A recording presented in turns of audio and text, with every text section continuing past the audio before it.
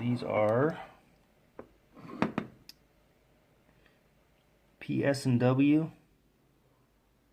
240-6, and after I clean them up, they'll be in pretty good shape, I think. Still got some blade there.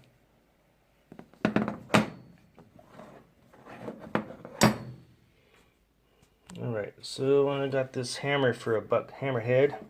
This is a True Temper Super Dynamic claw hammer.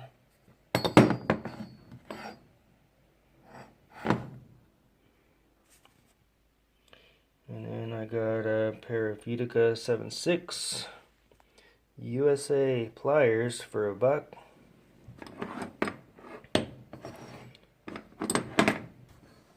And then I got these